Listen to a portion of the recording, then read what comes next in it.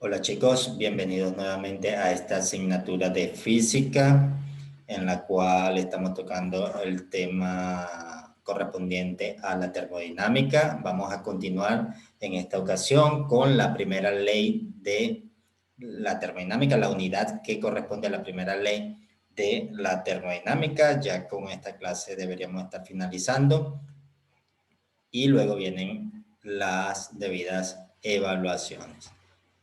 Entonces, para esta clase vamos a ver, según lo que nos corresponde en el sílabo, los conceptos correspondientes a la primera ley de la termodinámica y lo que es la energía interna, que está implicada en lo que es la primera ley de la termodinámica.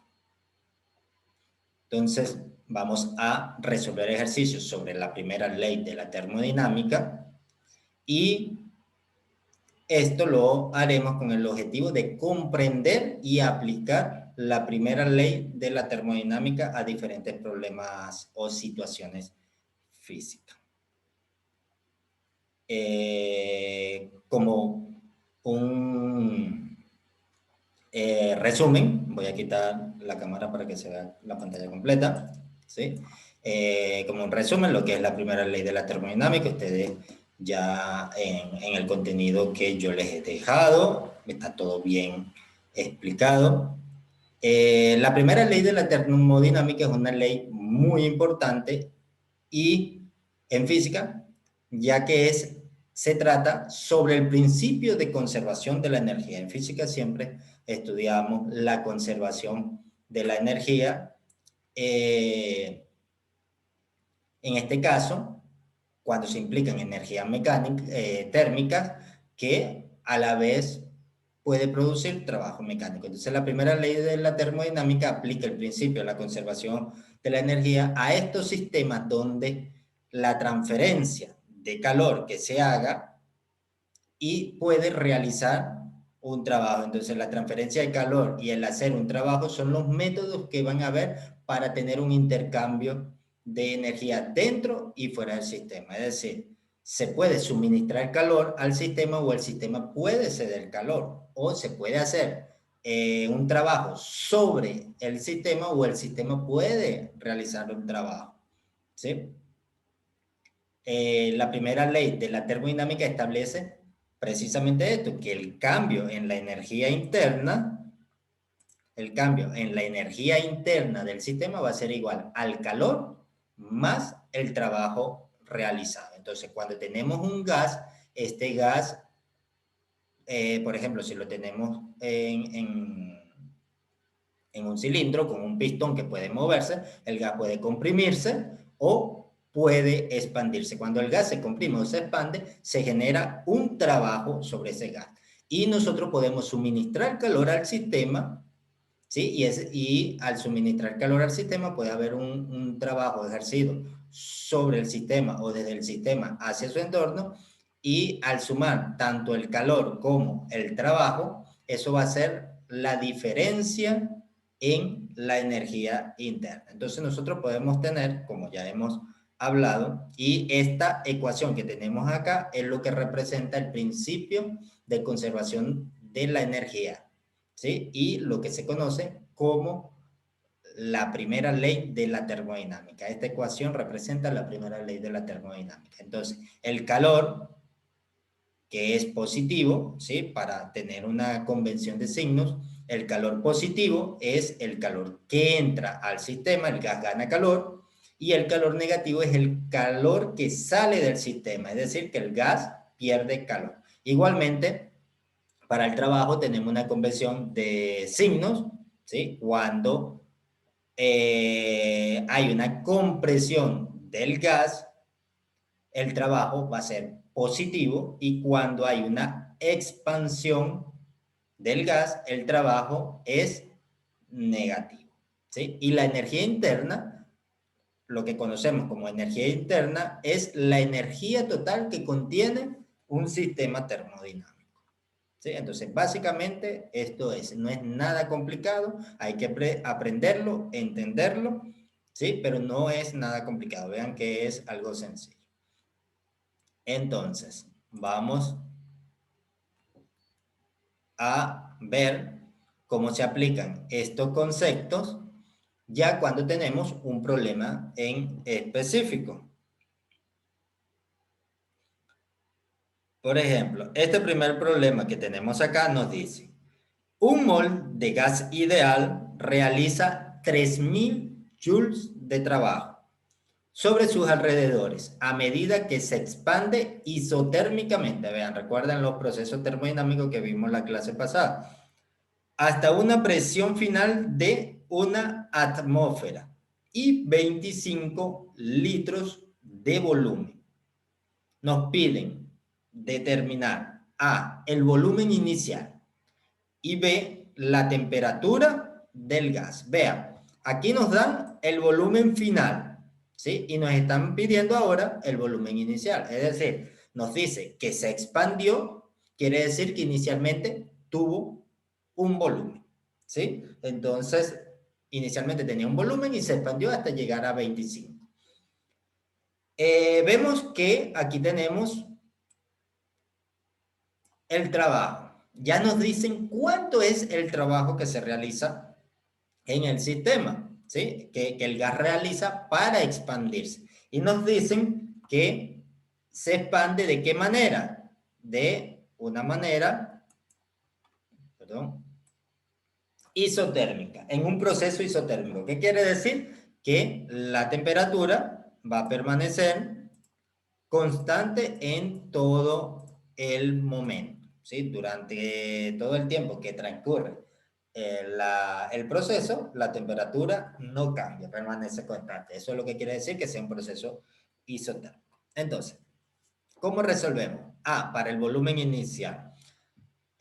Nosotros sabemos que el trabajo está relacionado con el volumen, ¿sí? Específicamente con el cambio que se produce en el volumen. Entonces, si estaba relacionado con el cambio que se produce en el volumen y nosotros tenemos el volumen final, el cambio en el volumen es volumen inicial, volumen final menos volumen inicial. Si ya tenemos uno de esos volúmenes, entonces podemos conocer el otro, ¿sí? Volumen final menos volumen inicial es el cambio en el volumen relacionado con el trabajo que se ha producido, entonces de allí podemos obtener. Entonces ya debemos pensar en la ecuación o el principio del trabajo. Entonces decimos, el trabajo en un proceso isotérmico es igual a menos la integral del volumen, desde el volumen inicial hasta el volumen final, de la presión por el cambio en el volumen. Vea que esto es lo que nosotros necesitamos, ¿sí? Como aquí no nos dicen que esto es un proceso isocórico, entonces la presión va a cambiar. Entonces no es una presión constante, ¿sí? Entonces tenemos que hallar cuánto vale la presión y vean, aquí nos va a quedar volumen final y volumen inicial, de donde ya conocemos el volumen final, tendremos que calcular el volumen inicial. Ahora, como no nos dicen cuánto vale la presión o cómo es la ecuación que rige la presión, directamente no hay una expresión para la presión en este problema, entonces nosotros debemos pensar directamente en la ley de los gases ideales, donde nosotros tenemos que P por B es igual a nRT, es decir, que a medida que varía sea la temperatura o sea que varíe el volumen, la presión me va a variar. Entonces, la ley de los gases ideales, P por B igual a nRT, donde N es el número de moles y R es la constante de los gases ideales, ¿sí? Si despejamos, pasamos B a dividir, entonces vemos que la presión a medida que, porque la temperatura permanece constante, todo este término de acá arriba es constante,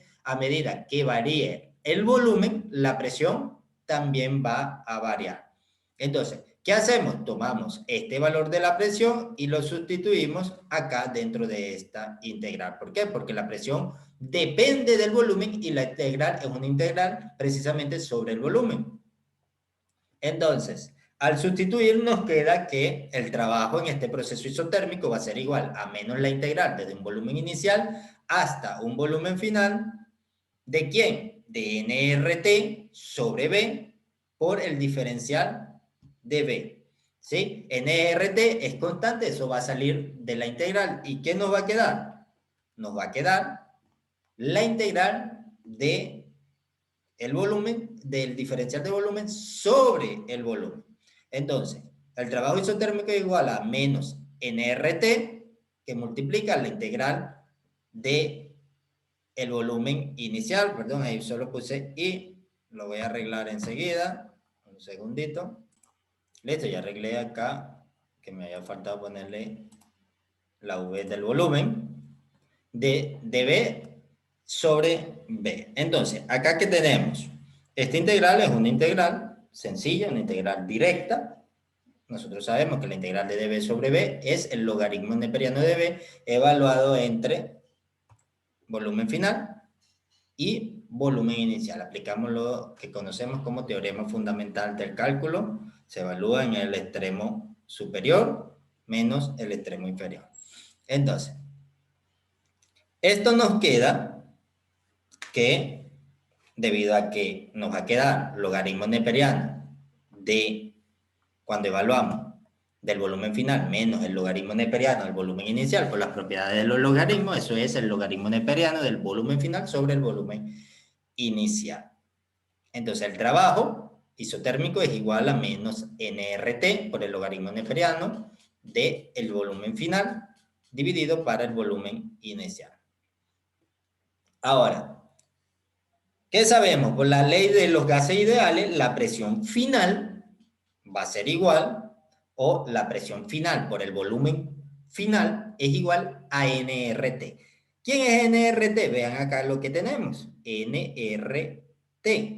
¿Sí? Y al final vamos a tener el volumen final, que lo tenemos acá, la presión final, ¿sí? Y todo eso es igual a NR por T. Entonces, ¿qué hacemos? Simplemente sustituimos, ¿sí? Entonces ya tenemos absolutamente todo, porque sabemos que la presión final es igual a una atmósfera. Una atmósfera es lo mismo que 1.013 por 10 a la 5 pascal. Entonces, los datos que nosotros tenemos en el problema son los datos finales. La presión final, el volumen final. Presión final, volumen final, eso igual a nRT, que todo esto es constante, entonces lo podemos sustituir. Ahora, ¿qué conocemos nosotros de acá? Conocemos cuánto vale el trabajo, conocemos cuánto vale la presión, conocemos cuánto vale el volumen final, y lo único que nos hace falta por conocer es el volumen inicial. Entonces ya tenemos resuelto el problema porque simplemente nos queda una ecuación, la cual debemos despejar.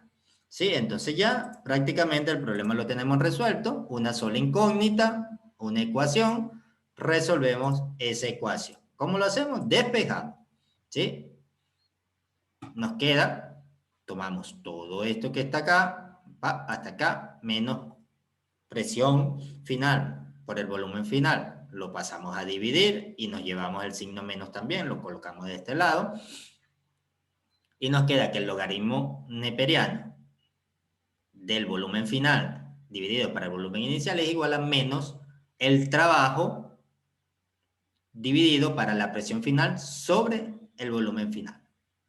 Ahora, quitamos ese signo menos de allí, lo pasamos para acá, y por propiedades del logaritmo, simplemente lo que hacemos es invertir su argumento y ya eliminamos el signo menos. ¿Sí? Son las propiedades de los logaritmos que ustedes deben muy bien conocer.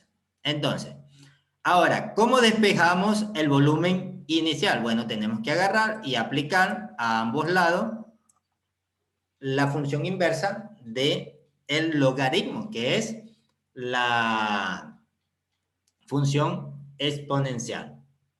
Entonces, cuando aplicamos exponencial a ambos lados, porque recuerda que no podemos aplicarlo solo en un lado, tenemos que aplicarlo a ambos lados, de este lado se va a cancelar y aquí nos queda exponencial del trabajo sobre la presión por el volumen final. ¿Sí? De esto tenemos volumen inicial sobre volumen final igual a la exponencial del trabajo dividido para la presión final por el volumen final. Lo que nos interesa es tener el volumen inicial, agarramos el volumen final y lo pasamos al otro lado a multiplicar, y como ahora tenemos de este lado todas las variables que sí conocemos, lo que hacemos es simplemente sustituir. Cuando sustituimos, que tenemos que sustituir el volumen final, que es 25 litros, pero como estamos trabajando en el sistema internacional, lo necesitamos en metros cúbicos, entonces sabemos que 25 litros es lo mismo que 0.025 metros cúbicos, y la presión, ¿sí? Esta presión que tenemos acá, que sabemos que es una atmósfera, tenemos que escribirla en función de la variable o de la unidad Pascal. Entonces sabemos que una atmósfera es igual a 1.013 por 10 a la 5 Pascal. Y al resolver esa cuenta, esto es lo mismo que 0.00765 metros cúbicos. A ver, vean, acá tenemos el trabajo, vean, esto es trabajo, aquí dice 3000 joules de trabajo, y ahora colocamos un signo menos acá, para quien se pregunte, ¿de dónde salió ese signo menos? ¿De dónde sale ese signo menos? Bueno, el signo menos sale de que estamos en un proceso de expansión del gas, y el trabajo en expansión, cuando se expande, es negativo. Entonces, son 3000 joules en expansión, quiere decir que el trabajo es menos 3000 joules. Entonces, vean, cómo comprobar o cómo saber si nuestro resultado está bien, aplicando la lógica. Nosotros vemos que acá tenemos un volumen de 0.00765 metros cúbicos. Perdón, chicos, tuve un problemilla. Bueno, les decía, ¿cómo comprobar por lógica si el resultado puede estar bueno? Bueno, vemos acá el volumen, nos da un volumen de 0.00765, y primero teníamos, o aquí en este apartado tenemos donde va el volumen final, 0.025. ¿Cuál es mayor? Este volumen final que tenemos acá. ¿Y qué nos dice el problema? Que se está expandiendo. Obviamente, si se expande, el volumen va a aumentar. Entonces, es completamente lógico que nos dé un volumen menos. Eso es una forma de comprobar, por ejemplo, que el resultado es al menos lógico, ¿sí? Después hay que rechequear todas las cuentas, pero al menos sabemos que está dando un resultado lógico, ¿sí? Ahora, la parte B nos piden determinar la temperatura del gas, ¿sí? Vean, nos dicen que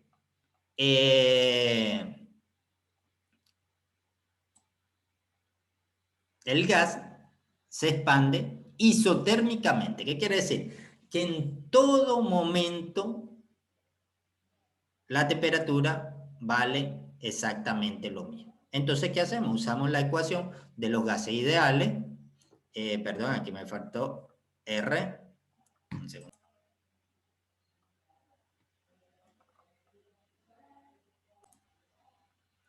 Perdón, tengo un problemilla. Listo, chicos. Ajá, me faltaba esta R acá.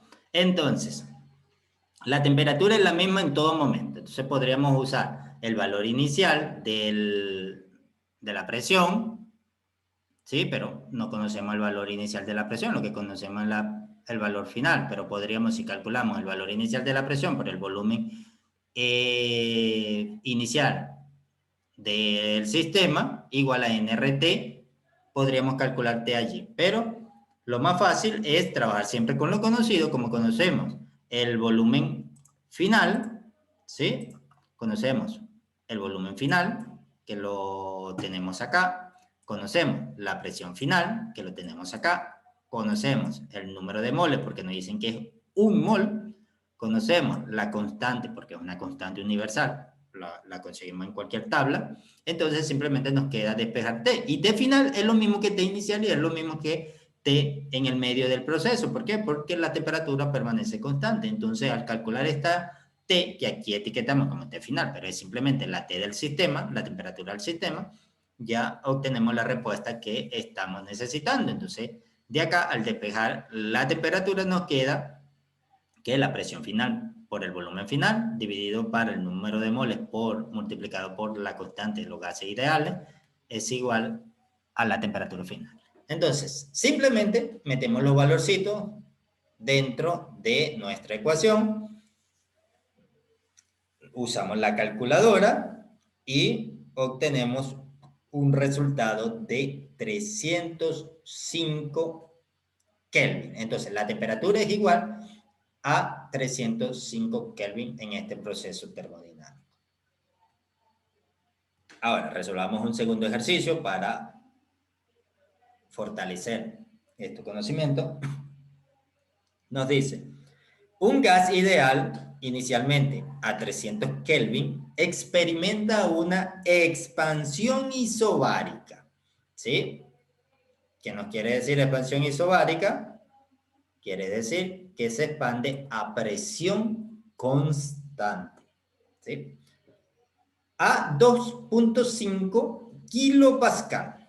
Si el volumen aumenta de 1 metro cúbico a 3 metros cúbicos y se transfieren 12.5 kilojoules al gas por calor, es decir, se suministra el gas calor con una magnitud de 12.5 kilojoules, ¿cuáles son? A, el cambio en su energía interna y B, su temperatura final.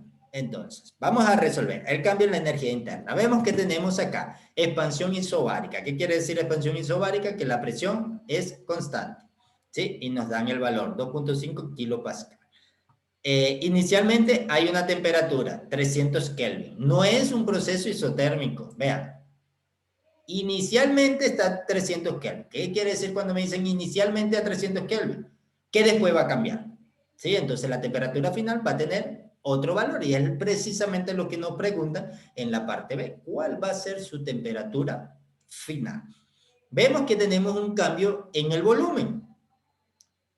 1 metro cúbico a 3 metros cúbicos, ¿sí? Tenemos presión y cambio en el volumen, ¿sí? Allí vamos a tener el trabajo. El trabajo en un proceso isobárico sabemos que es menos la presión por el cambio en el volumen directamente, porque la presión es constante, sale de la integral y la integral solo nos queda el diferencial del volumen, que es el cambio en el volumen. Es más sencillo aún.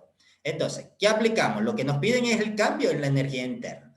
Y nosotros sabemos por la primera ley de la termodinámica que el cambio en la energía interna del sistema es igual al calor del sistema más el trabajo que se produce en el sistema.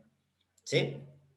Como se está expandiendo, dicen, un gas ideal, inicialmente a 300 Kelvin, experimenta una expansión isobárica. ¿Sí? Se expande a presión constante, pero se expande. ¿Sí? Entonces, si se está expandiendo, ¿cómo es su trabajo? El trabajo es negativo. Entonces nosotros escribimos esta expresión como el cambio en la energía interna del sistema va a ser igual ¿a quién? Al calor menos el trabajo de expansión. ¿Sí? Como es una expansión isobárica, es decir, la presión permanece constante, el trabajo va a ser P por delta B. ¿Sí? Entonces la energía interna o el cambio en la energía interna nos queda igual al calor menos la presión por el cambio en el volumen. El cambio en el volumen lo conocemos. Ven, acá está, cambio en el volumen y acá tenemos la presión constante y acá tenemos el calor. Entonces ya tenemos absolutamente todo para resolver este problema. No nos queda más que simplemente hacer una sustitución. A ver, aquí volví a escribir la misma ecuación, no pasa nada. Ahora simplemente sustituimos en esa ecuación. El cambio en la energía interna va a ser igual al calor que vale 12.5 kilojoules menos la presión, que es 2.5 kilopascal, multiplicado por el cambio en el volumen, que es 3 menos 1 metros cúbicos. Y eso nos da, cuando ustedes meten esos numeritos correctamente en la calculadora, porque vean que tienen kilojoule y kilopascal, eso es por 10 a la 3, ¿sí? No vayan a poner solamente 12.5, sino 12.5 por 10 a la 3 joules, menos 2.5 por 10 a la 3 pascal. Nos queda una energía interna de 7.5 kilojoules. Entonces, el cambio en la energía interna que va a haber es de 7.5 kilojoules. Ahora, para la parte B, nos piden su temperatura final. ¿Cómo resolvemos la temperatura final? ¿De dónde sacamos la temperatura? Entonces, nosotros volvemos y leemos y analizamos nuestro problema. Nos dicen, ¿qué nos dicen? Que inicialmente nos dan la temperatura inicial, bien, pero ¿cómo sacamos la temperatura final? Nos dicen que hay una expansión isobárica. ¿Qué quiere decir nuevamente una expansión isobárica? Quiere decir que se expande a presión constante, es decir, la presión al inicio es igual a la presión al final. Entonces de allí nosotros podemos, como es una expansión isobárica, establecer que la presión al inicio es igual a la presión al final. Y de acuerdo a la ley de los gases ideales, nosotros sabemos que la presión es igual a nRT sobre el volumen, ¿sí? Entonces, para la presión inicial, eso es igual a nR, la temperatura al inicio, sobre el volumen inicial, y la presión final es exactamente lo mismo. Lo único que ahora tenemos nR por la temperatura final sobre el volumen final. Y como ambos son iguales, entonces nosotros podemos igualar estos dos términos que tenemos acá.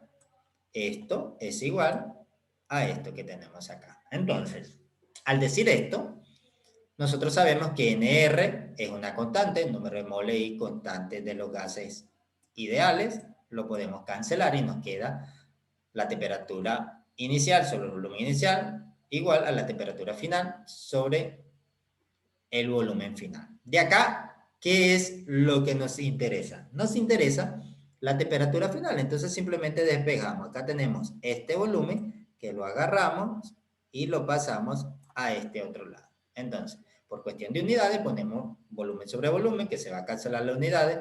Nos queda temperatura final igual a volumen final sobre el volumen inicial multiplicado por la temperatura. Vean que las unidades del volumen se nos van a cancelar acá, ¿sí?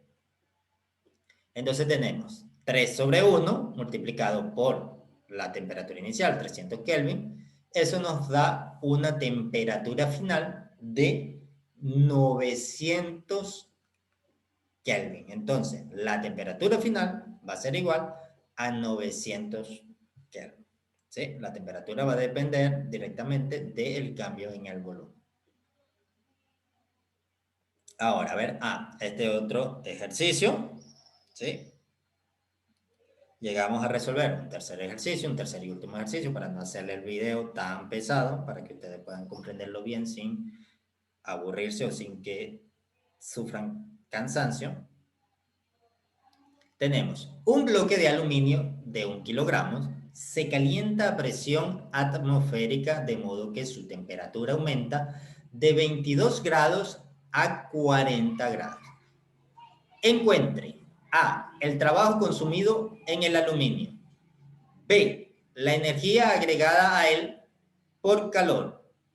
Y C, el cambio en su energía interna. Vean, este problema es un problema bastante bonito. ¿Por qué? Porque nos pone en conjunto muchas cosas que ya hemos venido viendo, ¿sí?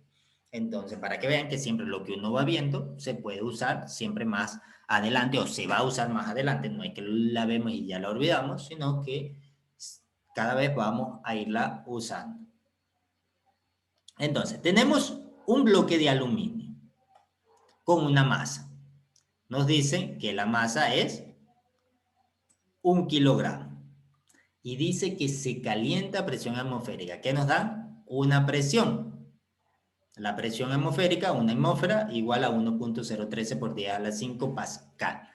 Y nos dicen de modo que su temperatura aumenta. Es decir, acá tenemos masa, tenemos cambio en la temperatura.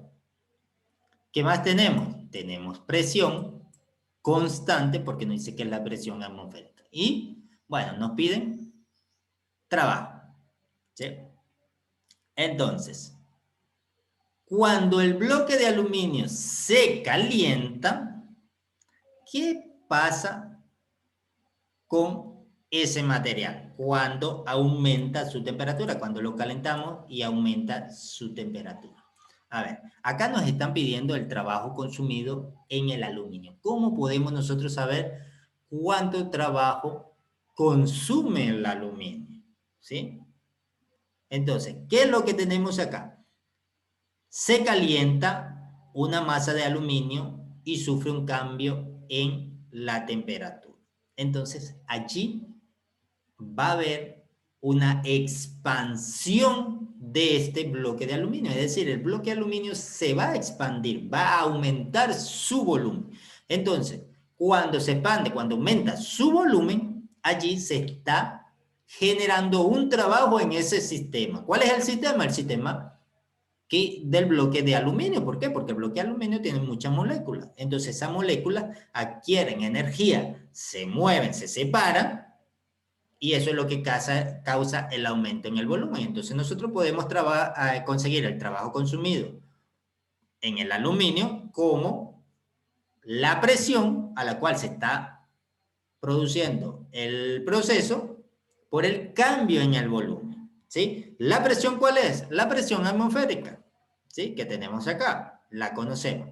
Y el cambio en el volumen, ¿cómo lo podemos saber si no nos están dando un volumen inicial y un volumen final? Sí, sabemos que el cambio en el volumen es el volumen final menos el volumen inicial, pero aquí no nos dicen cuánto vale el volumen inicial y cuánto vale el volumen final. Entonces, ¿qué hacemos? Simplemente usamos el concepto de expansión de sólidos, ¿sí? Expansión o lo que es lo mismo, dilatación térmica, ¿sí? ¿Qué sabemos? Que el cambio en el volumen de un sólido es igual o igual de un líquido o de un gas, es igual a 3 veces el coeficiente de expansión lineal multiplicado por el volumen inicial multiplicado por el cambio en la temperatura, ¿sí? Entonces, vean, ¿qué tenemos de acá? Este valor, ¿cuánto vale el coeficiente de expansión lineal? Simplemente lo buscamos en una tablita. Eso no es problema. Ese dato es un dato establecido que en cualquier tabla, en cualquier libro, cualquier buscador de internet lo podemos colocar y obtenemos ese valor. Eso no nos hace ningún problema. Ahora, tenemos el cambio en la temperatura. Chévere. Aquí lo tenemos. Cambio en temperatura es temperatura final menos temperatura inicial. Aquí tenemos 40 menos 22. Listo. Tenemos el cambio en la temperatura. Ahora, el volumen. Aquí no nos dice nada del volumen.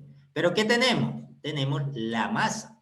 Entonces ya tenemos el volumen. ¿Sí? Sin ningún problema. ¿Por qué? Porque nosotros sabemos que la masa sobre la densidad es igual al volumen. ¿Sí? Entonces no tenemos ningún problema. Buscamos en una tabla la densidad del aluminio y listo. Ya tenemos el volumen de ese bloque.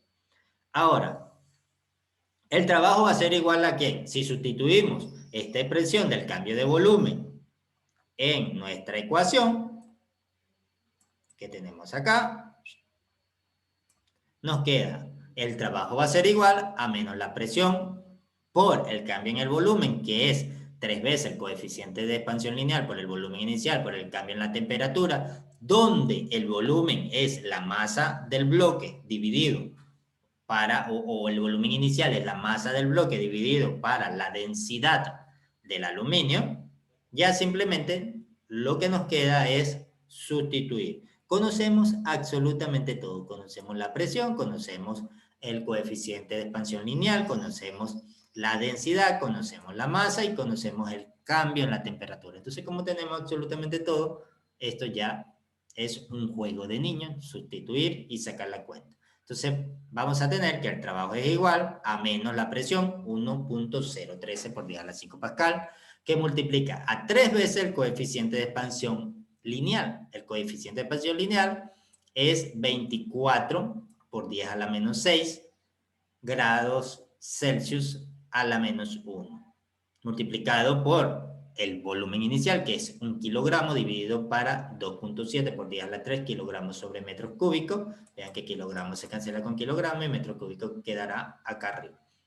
Y el cambio en la temperatura es 40 menos 22 igual a 18. Ahora, al multiplicar, nos queda un trabajo de 48.6 MJ. Vea, ese MJ lo que significa es milijoules. Es decir, podemos correr 3 espacios, la coma, 1, 2, 1, 2, 3, 0.0486 joules de energía. 0.0486 joules de energía. Es decir, que realiza un trabajo pequeño. ¿Por qué? Porque en realidad el bloque de aluminio se va a expandir poquito, ¿sí? Porque no es un cambio de temperatura muy grande, ¿sí? Entonces vamos a tener un trabajo bastante pequeño, ¿sí? Y es negativo, ¿por qué? Porque es un trabajo de expansión. Cuando se expande es negativo, cuando se comprime es positivo, ¿sí? Ya tenemos ese resultado por allí. La parte B que nos piden calcular la energía interna.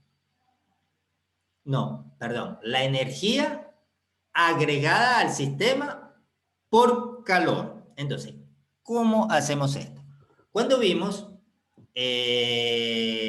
calorimetría, nosotros vimos que el calor era igual al calor específico por la masa por el cambio en la temperatura. Acá nosotros tenemos cuánto vale la masa, tenemos cuánto vale el cambio en la temperatura y el calor específico es un dato que buscamos en una tablita y listo. No nos representa ningún problema. Entonces, vean, tenemos todo, ¿sí? Entonces, el calor suministrado es igual a calor específico por la masa por el cambio en la temperatura. Sustituyendo nos queda 900 joules sobre kilogramo por grado Celsius, que multiplica un kilogramos. Kilogramos se cancela con kilogramos, vean.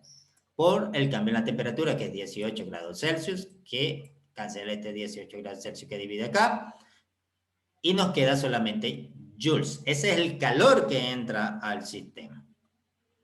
Eso es igual a 16.2 kilojoules. Vean que es 900 por 1 por 18. 900 por 18 son 16.200 joules de energía, lo que es lo mismo que 16.2 kilojoules de energía. ¿Sí? Vean, acá es milijoules, ¿sí?